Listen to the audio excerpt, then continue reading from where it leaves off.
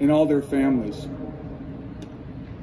They have responded in this time with exceptional work ethic, resolve, perseverance through an incredibly difficult time.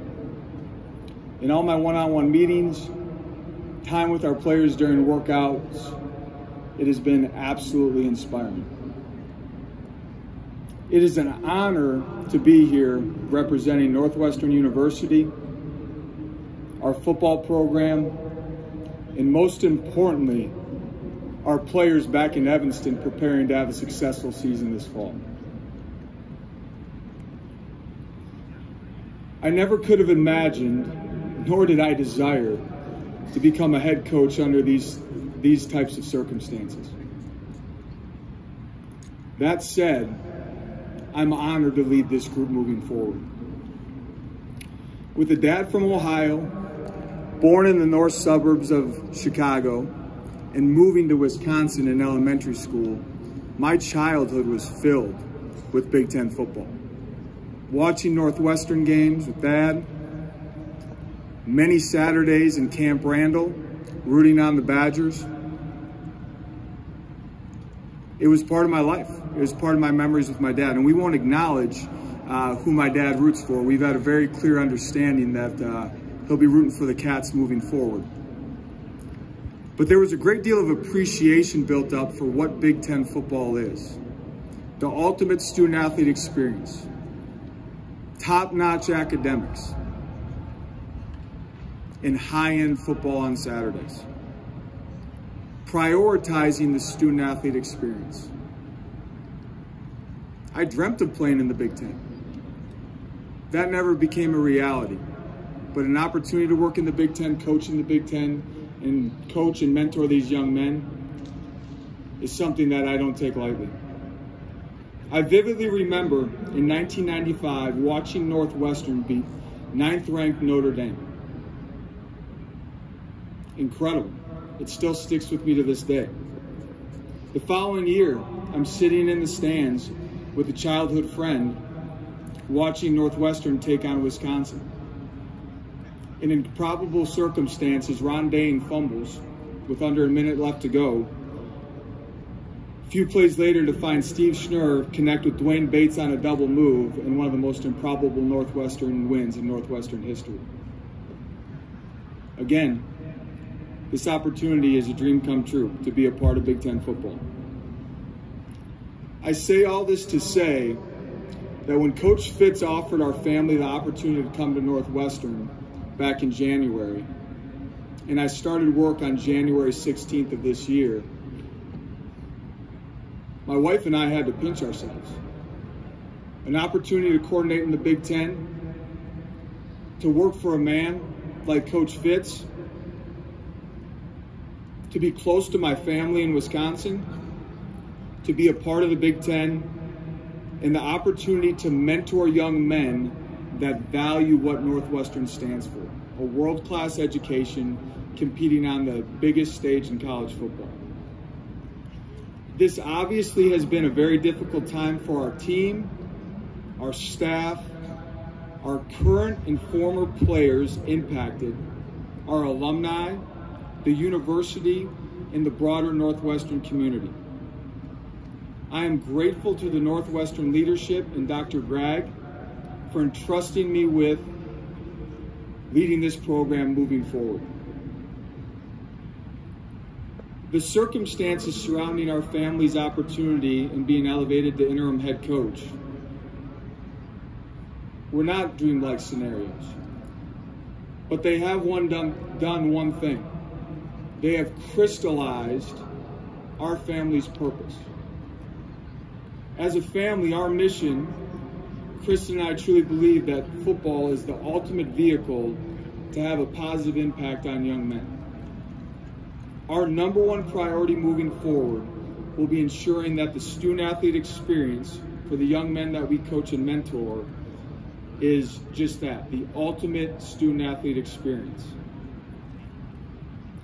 With the evolving landscape of college football, and there being more emphasis put into talent acquisition, transactional relationships, we have an opportunity.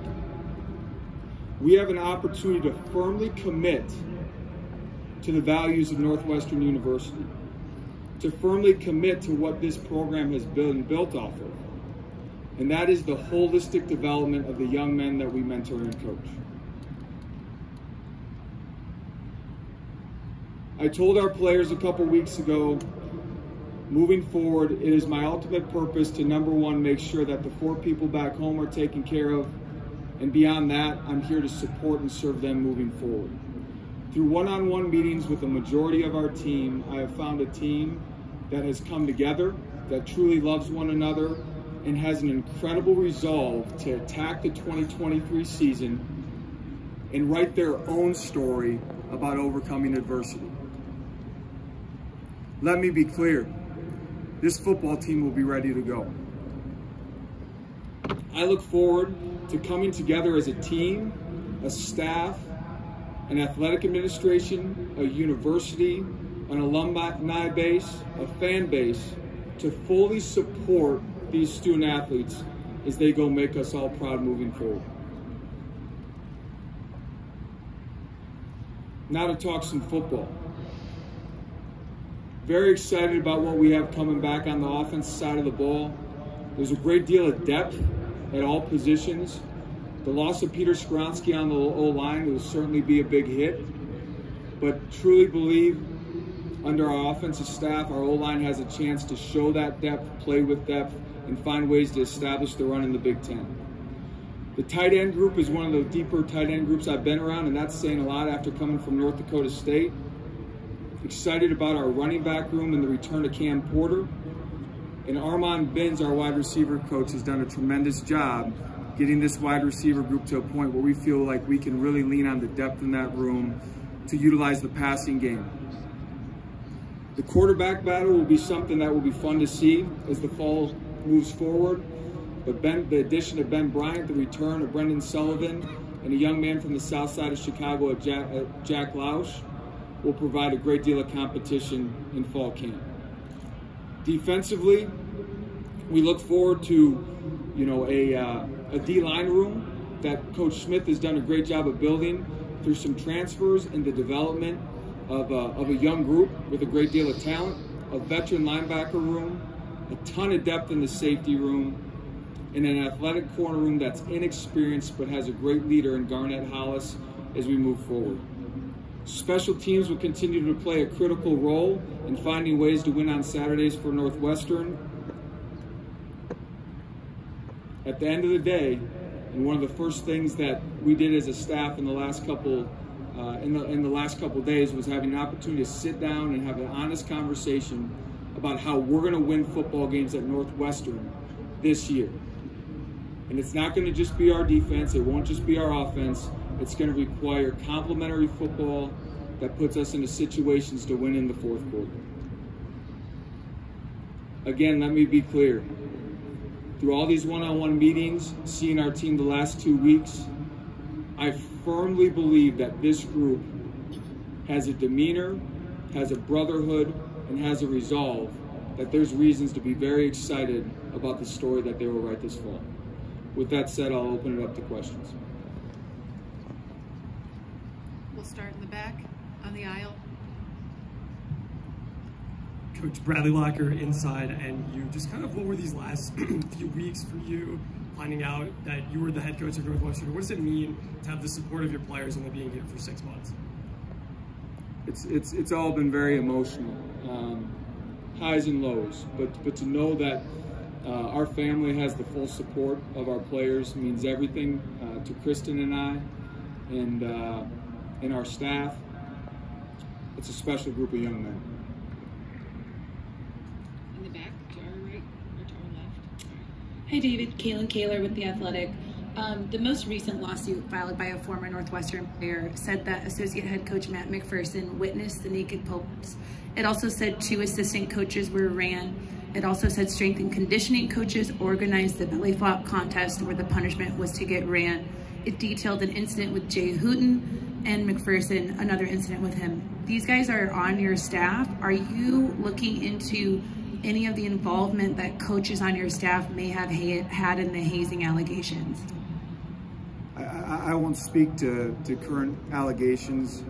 Fully trust that our university is going through a process and will make decisions based on the facts. What I can speak to is, you know, how proud I am of the way that our team has come together with all this stuff swirling around our football team, and there's absolute resolve and confidence from our leadership within our team of how we're going to move forward. Over here. Hello, Coach. Caleb Spinner, Buckeyes Now on Sports Illustrated. First off, congratulations on taking over the head coaching job. And your game against Ohio State was heavily influenced by the wind last year, or Northwestern, I should say. That's something that you guys are no stranger to, playing so close to the water as you guys do. How do you teach players to put aside the weather and just focus on the game of football when those instances happen? Honestly, I think the best thing you can do is make sure that you are providing practice opportunities that expose them to those types of conditions to the best of your ability. I think one thing I learned at North Dakota State, you know, us playing in a dome, that was an incredible home field advantage, and crowd noise could actually be a detriment to us on defense in terms of communication. We had to expose our players to that noise in practice to make sure that we were able to lean into our nonverbal communication. Well, it's no different with the elements. We need to find ways, every way possible, that even if it happens to be a practice and fall camp where there's wind, there's elements, you know, we're gonna have to tough it out, get out on the field, and make sure that we expose our guys to those conditions before we get to game day. And we'll have our last question over here. David, Jack Ebling from the Drive with Jack and Press Pass. Can you talk about a couple of conversations? The last one you had with Pat Fitzgerald, what he told you, expectations, that conversation, and the first time you met with the team as the head coach, what you told them about the challenge ahead and the scrutiny they would be under. I'll start with your second question. The first thing that I told them is it was my responsibility moving forward to give them clarity and direction, and my intent was to be there to support and serve them moving forward. And I challenged the group. A lot of people have been impacted by decisions made, by things decisions that have been made over the course of the last couple of weeks. And our guys right now in that facility are going through a lot. And we have an opportunity to either run from that, or an opportunity to truly stare that adversity in the face, stare it down, and go attack this opportunity to make this fall an incredible story that truly embodies what this team's all about. I've challenged them with that, and I can say that they have responded to that challenge in an absolutely inspiring fashion. All right, thank you, Coach. Just a reminder that all of the coaches